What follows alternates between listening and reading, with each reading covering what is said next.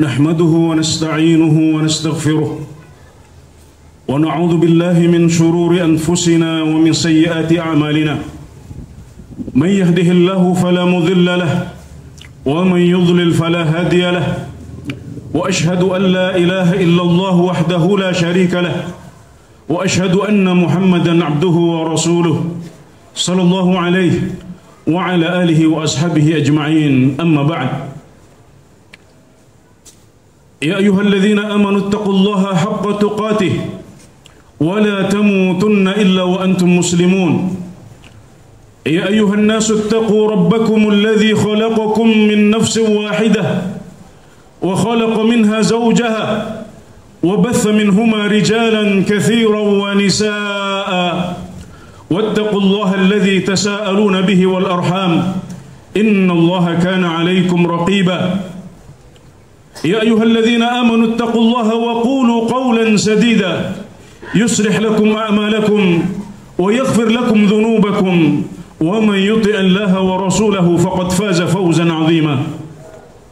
Di awal khutbah ini, marilah kita saling mengingatkan untuk senantiasa menambah takwa kita kepada Allah dengan menjalankan perintah-perintah Allah semampu kita, meninggalkan semua larangannya, mengimani kabar-kabar yang disampaikannya, dan tidak beribadah kepada Allah kecuali dengan cara yang telah diajarkan oleh Rasulullah sallallahu alaihi wasallam. Ibnu Taimiyah rahimahullahu taala mengatakan, la a'lamu wasiyatan anfa' min wasiyatillahi wa rasulih liman 'aqalaha wa 'amila biha. Saya tidak mengetahui ada satu wasiat yang lebih bermanfaat daripada wasiat Allah dan Rasulnya. Maksud beliau adalah wasiat untuk bertakwa kepada Allah yang sering kita dengar, sering diulang-ulang para khatib dan para wa'id. Tapi kata beliau, untuk mereka yang memahaminya kemudian mengamalkannya. Hadirin yang dirahmati Allah subhanahu wa ta'ala, Allah subhanahu wa ta'ala menjelaskan kepada kita bahwasanya ibadah adalah tugas utama manusia. Ibadah adalah tujuan utama penciptaan manusia di atas muka bumi. Wa ma khalaqtul jinna wal insa illa liya'budun. Maka bagi seorang muslim, semua perkara dan hal yang terkait dengan ibadah akan menjadi sesuatu yang penting dan istimewa. Pelajaran yang terkait dengan ibadah adalah pelajaran yang paling penting. Mata kuliah terkait ibadah adalah mata kuliah yang paling bermanfaat. Faedah-faedah seputar ibadah, baik itu berupa teori, konsep, atau fawaid, dia akan menjadi ilmu yang paling penting dan bermanfaat, karena dia sadar bahwasanya itu terkait dengan tugas utama dia sebagai seorang hamba. Ibnu Qayyim rahimahullahu ta'ala dalam Madarijus Salikin menjelaskan sebuah konsep penting tentang ta'abbud mutlak atau al-abdul mutlak, yaitu hamba Allah yang bebas dan merdeka. Konsep ini bisa kita sebut sebagai sebuah teori karena kematangannya, atau paling tidak kita bisa menyebutnya sebagai sebuah konsep, yaitu konsep al-abdul mutlak atau at-ta'abbudul mutlaq atau al-ubudiyah al-mutlaqah, yang dibangun di atas 3 prinsip. Yang pertama adalah seorang hamba jangan terikat dengan satu ibadah tertentu. Hendaknya dia mencari dalam amalan apa di waktu yang sedang dia hadapi yang merupakan amalan yang paling dekat kepada ridha Allah dan memberikannya pahala yang terbesar. Beliau mengatakan, wa sahibut ta'abbudil mutlaq laysa lahu gharadun fi ta'abbudin bi'ainihi yu'thiruhu 'ala ghairihi bal gharaduhu tatabbu'u mardatillah aina ma kanat famadaru ta'abbudihi 'alayha. Yang kedua, mengumpulkan sebanyak mungkin ibadah dan amal soleh, baik berupa amalan lahir maupun batin, amalan hati, lisan ataupun jawarih, yaitu anggota tubuh yang lain. baik itu merupakan ibadah individu maupun ibadah sosial. Beliau menambahkan, fahuwa la yazalu mutanaqqilan fi manazil al-'ubudiyyah kullama rufi'at lahu manzilatun 'amila 'ala sayrihi ilaiha washtaghala biha hatta taluha lahu manzilatun ukhra fahadha da'buhu fi sayr. Maka hamba yang bebas merdeka ini terus berpindah di antara tingkatan-tingkatan ubudiyah. Setiap tampak padanya satu kedudukan, maka dia beramal untuk mencapai kedudukan itu dan menyibukkan diri dengannya sampai tampak baginya kedudukan ubudiyah yang lain, maka begitulah dia terus berjalan. Kemudian beliau menambahkan, maka kalau engkau berbicara dan melihat para ulama, engkau melihat orang tersebut bersama mereka. Dan ini pembicaraan seorang Ibnu Qayyim, maka beliau menyebut manzilah para ulama. Dan saya katakan mungkin banyak dari kita yang tidak sampai pada level itu, tapi mari kita mengatakan, kalau engkau melihat para santri dan penuntut ilmu, engkau mendapati dia bersama mereka.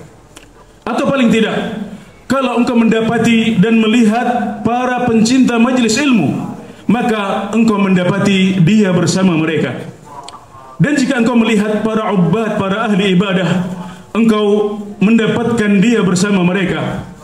Kalau engkau berbicara tentang para mujahidin, dia berada di sana. Jika orang-orang berbicara tentang zakirin, orang-orang yang banyak berzikir kepada Allah Subhanahu wa taala, maka dia pun ada dalam saf mereka. Dan kalau orang berbicara tentang para ahli sedekah, dia pun tidak ketinggalan memasukkan namanya di sana. Bahkan kalau engkau melihat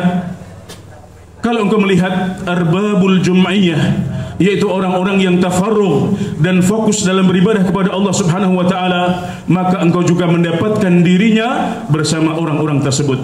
Itulah ciri dan karakter seorang hamba Allah yang mutlak atau hamba Allah yang bebas dan merdeka.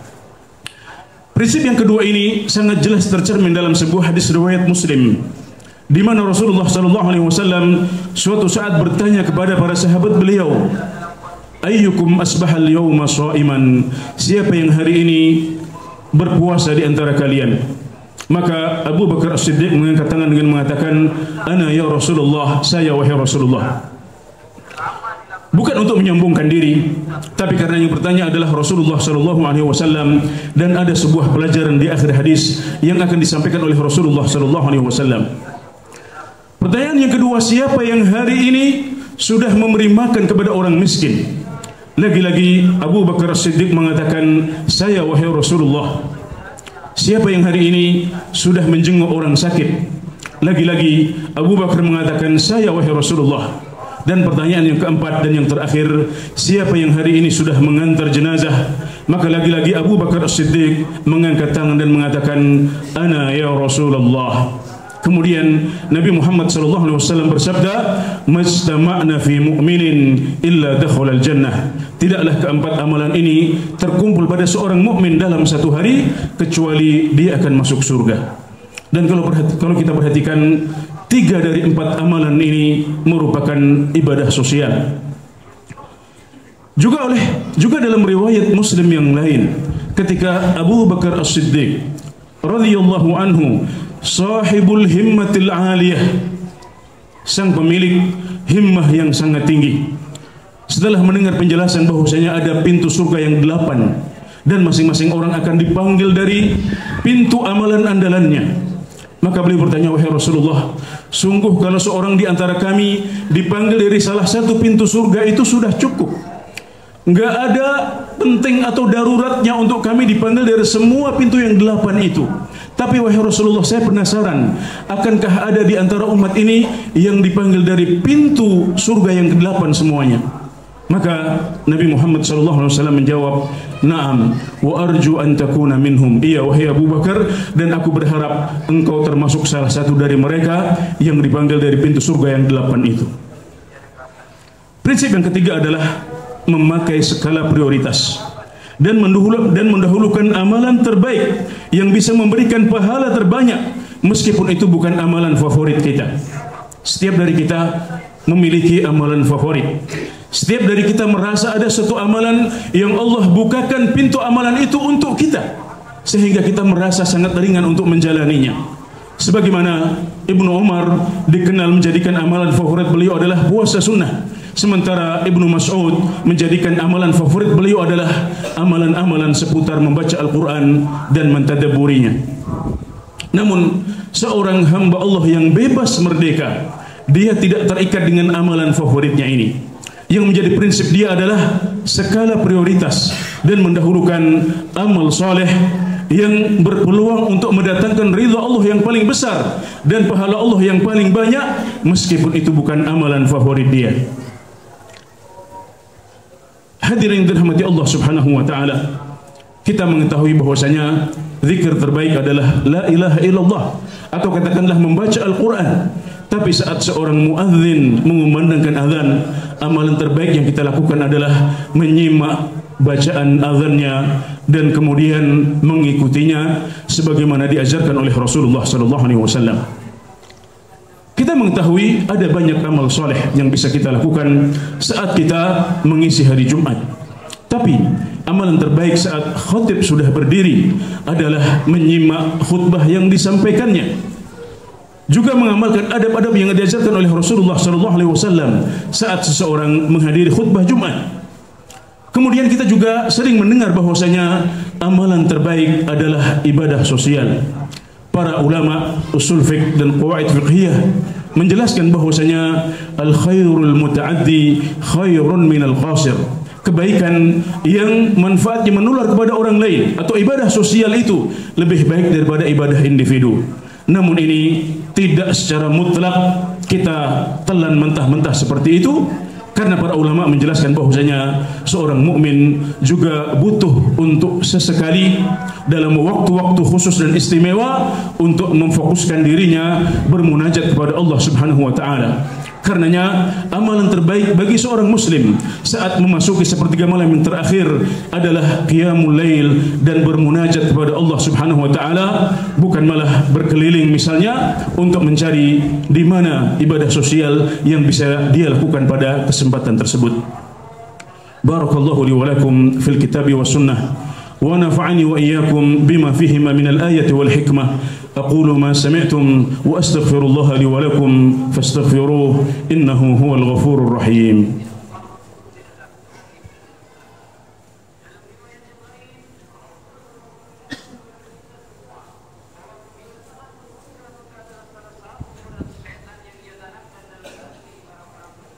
الحمد لله وكفى والصلاة والسلام على من بأثره اقتفى والصلاة والسلام على النبي المصطفى وعلى من بأثره اقتفى. أما بعد, hadirin jamaah salat Jumat yang dirahmati Allah Subhanahu wa taala, tanpa terasa kita sudah memasuki sepertiga terakhir bulan Sya'ban, dan di depan kita ada satu musim ibadah yang agung dan merupakan salah satu musim ibadah yang paling agung sepanjang tahun. Abu Bakar Al-Balkhi rahimahullahu taala mengatakan, syahrul Rajab syahrun lizara' wa syahru Sya'ban syahrun lisaqi zara' wa syahru Ramadan syahrun lihasadi zara'. Bulan Rajab adalah bulan untuk menanam, bulan Sya'ban adalah bulan untuk mengairi tanaman, dan bulan Ramadan adalah waktunya untuk panen. Ucapan ini menunjukkan dan menjelaskan kepada kita bagaimana orientasi para salafus saleh, di mana mereka begitu perhatian dengan urusan akhirat dan mereka selalu menyiapkan diri dan melakukan pemanasan untuk menghadapi musim-musim ibadah. Dan apa yang sudah kita siapkan untuk menghadapi bulan yang agung ini?